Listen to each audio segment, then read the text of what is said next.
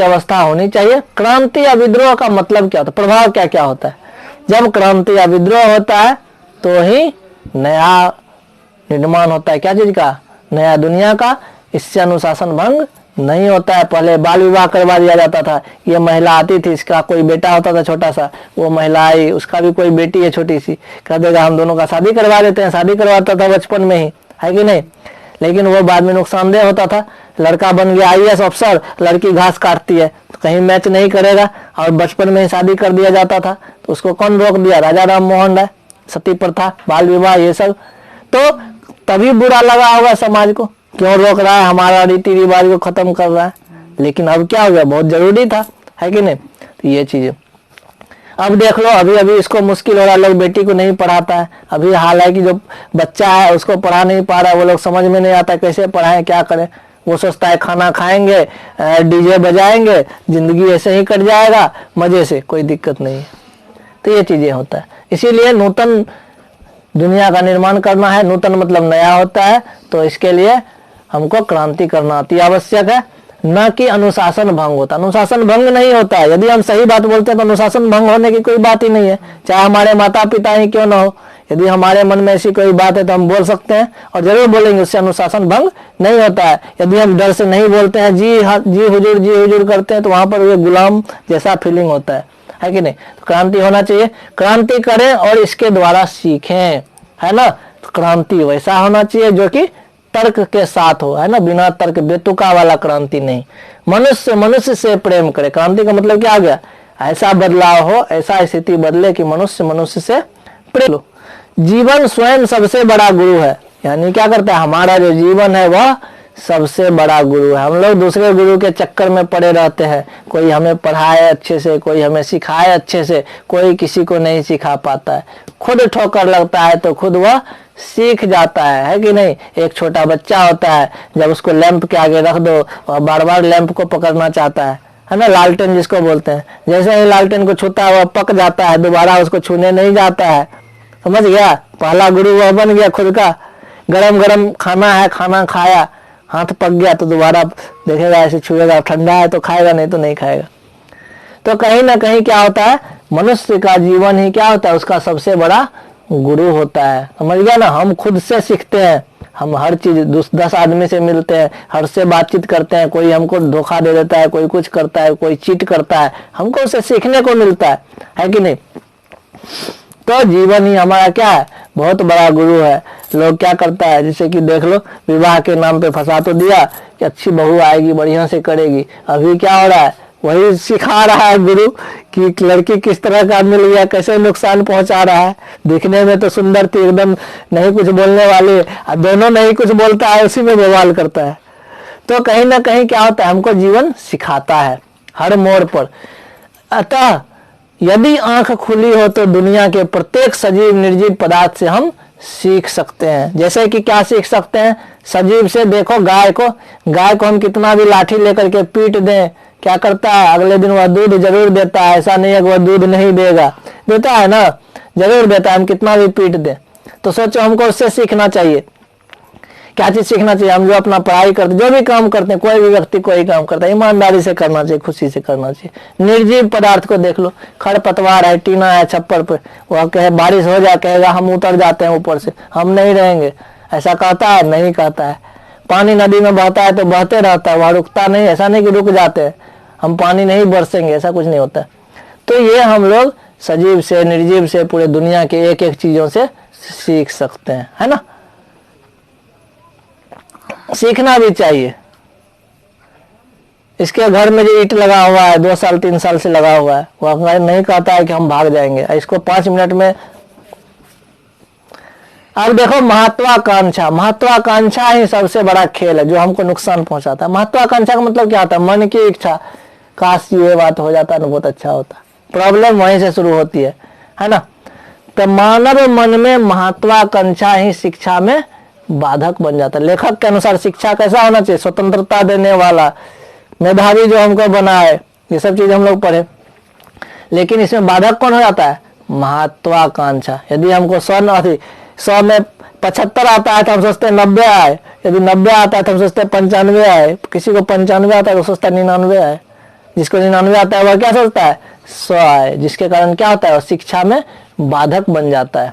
बाधक क्यों बन जाता है? कहीं ना कहीं वह नंबर के फिराक में फंस जाता है, सीखने के बजाय नंबर लाने के चक्कर में रहता है, और वह अपने आप का शत्रु हो जाता है। किसका शत्रु हो जाता है? अपने आप का शत्रु हो जाता है। हमारे घर में बच्चे हैं, उसको छोटा छोटा बच्चा मान के चलो, और वह ले आया है बाहर से डीजे, है ना, उसको ये अकल होना चाहिए घर में छोटा बच्चा है, जब बजाने वाला ला देंगे तो बजेबे करेगा। अब बजेबे करेगा तो क्या होगा? बच्चा को गाना सुनने का समय नहीं है अभी, है कि नहीं? तो उस चीज को भी सोचना चाहिए। तो वह क्या हो गया? खुद का शत्रु खुद बन गया, खुद को नुकसान पहुंचा रहा है, उसको महसूस नहीं हो रहा है। क्यों नहीं महसूस हो रहा है? क्योंकि समझ नहीं है। जितने बड़े महत्वाकांक्षी उतने बड़े क्रूर बनते हैं। कहने का मतलब क्या होता है? जो जितना बड़ा महत्वाकांक्षी वो क्या होता है?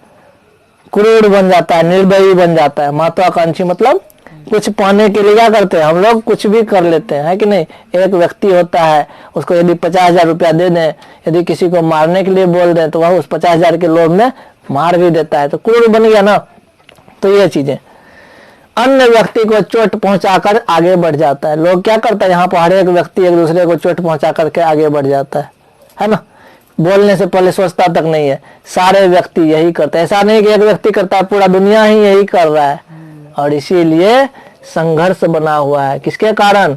यही महत्वाकांक्षा के कारण। यदि लोगों की आवश्यकताएं समाप्त हो जाए, सिर्फ बोले हमको भोजन ग्रहण करना है बस, जैसे भगवान बुद्ध क्या करते थे? भिक्षा मांगने जाते थे, इसके यहाँ गए भिक्षा मांगने, यह दे दिया हमको, आज का भोजन हमको मिल गया, हम किसी और के यहाँ नहीं जाते थे। तो वो चीज क्या हो गया? उसमें यह था कि हमको सिर्फ इतना ही भोजन लेना है जिससे कि हम अपना पेट चला सके। आजकल के संत महात्मा कितने हैं? वह चंदा मांगने जाए, जब तक 50,000 1 लाख नहीं पुड़ेगा तब तक वह बस नहीं करेगा। तो ये चीजें, तो महत्वाकांक्षा बढ़ता है, तो इसके कारण क्या होता है? संघर्ष तो बढ़ता ही है। तब मेरे जैसा व्यक्ति को खिलाफ करना पड़ रहा है संत महात्मा का, तो इसके पीछे यही रीजन है। शिक्षा का कार्य, तो शिक्षा क्या करता है? महत्वाकांक्षा में घी नहीं डालता है। जैसे देख लो, जब छोटा बच्चा थे तो 2 बच्चा 3 बच्चा था, किसी को दूध ज्यादा किसी को कम, उसमें लड़ाई हो जाता था। अब पढ़े लिखे हो गए, समझदार हो गए तो कोई टेंशन नहीं है ना। अभी कोई रसगुल्ला लेके चले आए, हमको 1 ठो मिले, आधा ठो मिले, नहीं हो मिले तो कोई दिक्कत नहीं है। जब बच्चा में थे तो क्या करते थे? लड़ जाते थे, हमारा 2 टा रख 3 टा रख। तो ये चीजें, तो महत्वाकांक्षा में घी नहीं डालता है। कौन? शिक्षा। प्रेम से व्यक्ति को शीतल करें ताकि आपका हरास न हो। यदि लड़ाई झगड़ा कहते हैं तो इधर से भी कुछ अनाप शनाप निकल जाता है, उधर से भी कुछ निकल जाता है, माहौल और बिगड़ जाता है। यदि उसी चीज को प्रेम से बैठ करके बातचीत करके समझा जाए तो क्या होता है? काम आसान हो जाता है। और जब कोई भी काम को हम प्रेम से करते हैं तो क्या होता है?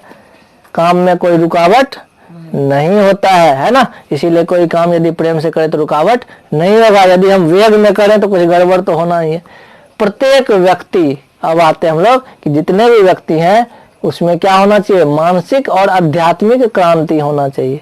मानसिक क्रांति मतलब मन के अंदर क्रांति होना चाहिए, और हमारे आसपास जो परिवेश में कुछ कमियां हैं उस चीजों के बारे में भी सोचने समझने की शक्ति होना चाहिए, बोलने की शक्ति होनी चाहिए, ये चीजें। तो इसके लिए क्या करना होगा? एक ऐसा संस्था, एक ऐसा परिवेश, एक ऐसा माहौल बनाना होगा जो क्या करे? इस परंपरा के भय से मुक्त हो सकेगा, है ना। परंपरा के भय से क्या हो पाएगा? मुक्त हो जाएगा। ऐसा नहीं कि डर समाया हुआ है, ऐसा कुछ, तो वो डर नहीं होना चाहिए। जो सही है सही है, जो गलत है गलत है। अतः जय कृष्ण मूर्ति के अनुसार क्या बोला? शिक्षा वही है जो हमको भय से मुक्त कराए, यानी जो हमें हमारे अंदर से डर को निकाल दे, हमारे मन में रमतापन लाए, यानी खुशियां लाए, ठीक है ना, मुक्ति प्रदान करे। एक चीज देखता होगा कि जब भजन कीर्तन सुनता होगा तो मन खुश हो जाता है कि नहीं? प्रवचन सुन के नहीं, जितना कि भजन कीर्तन में बढ़िया बढ़िया भजन जो होता है, जीवन है बेकार भजन बिन दुनिया, सुना है ऐसा गाना, या फिर भक्ति संगीत या कुछ भी। उपनिषद के अनुसार क्या कर, देखो ये तो था कि जय कृष्ण मूर्ति के अनुसार कि भय से मुक्त होना चाहिए, मन में रमतापन लाना चाहिए, मुक्ति प्रदान करे हमको, ये चीजें। उपनिषद भी कहता है शिक्षा का मतलब विद्या होता है जो मनुष्य को सभी प्रकार के बंधनों से मुक्त करता है ना। समझ में आ गया? सभी प्रकार के बंधन यानी कहीं कोई डर ना हो, कहीं कोई भय ना हो, कोई भी काम को हम अच्छे तरीके से कर सकते हैं, है कि नहीं। अब देख लो जय कृष्ण मूर्ति है। अब जैसे कि यदि शिक्षित थे, पढ़े लिखे थे, आधार कार्ड बनाए, पैन कार्ड बनाए, सब में डेट ऑफ बर्थ सेम है, सबका स्पेलिंग सही है, सबका बहुत चीज सही है। अब गांव घर में देख लो, कोई किसान है जो गरीब है, किसी का आधार कार्ड में कुछ नाम है, किसी का राशन कार्ड में कुछ नाम गलती हो गया है, तो कहीं ना कहीं प्रॉब्लम तो होता है। तो ये चीजें। अब देखो, जय कृष्णमूर्ति का जन्म 12 मई 1895 और मृत्यु हुआ 17 फरवरी 1986। इनके दार्शनिक विचार थे, मतलब क्या क्या कि दर्शन यानी सोच, हमारा सोच कैसा होना चाहिए, हमें क्या सत्य की खोज करनी चाहिए, दुख और दुख का भोग, इन चीजों के बारे में भी जानना चाहिए, भय और मृत्यु, ये सब क्या था, इसका दार्शनिक विचार था। ये 4-5 रचनाएं लिखा हुआ है, शिक्षा, संवाद, ध्यान, ये सब इसका पुस्तक है, इन्होंने जो जो लिखा। ठीक है। स्कूल के नाम, पत्र, सीखने की कला, शिक्षा केंद्रों के नाम, परंपरा, जिसने अपनी आत्मा खो दी।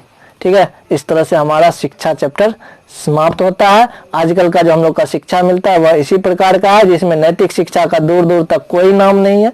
सिर्फ और सिर्फ पढ़ाई पढ़ाई पढ़ाई, नंबर, यही करते रहते हैं। जिसके कारण क्या हो जाता है, हम तो जानकार हो जाते हैं बहुत, लेकिन हमारे अंदर व्यावहारिकता नहीं आती है ना, बोलने का नहीं है तमीज, यार बहुत कुछ नहीं सीख पाते। तो ये चीजें हमारे पुराने रीति रिवाज में बहुत अच्छा था, जो कि यहाँ अब गड़बड़ हो रहा है ना। तो ये चीजें लोग गलत फायदा उठाता है इसका। बच्चे को मार नहीं सकते, सरकार नियम बना दिया है ना। यदि बच्चा को नहीं मारते तो बच्चा आंख में आंख मिला करके शिक्षक से एकदम बात करता है, तो ये भी बात है। तो ये चीजें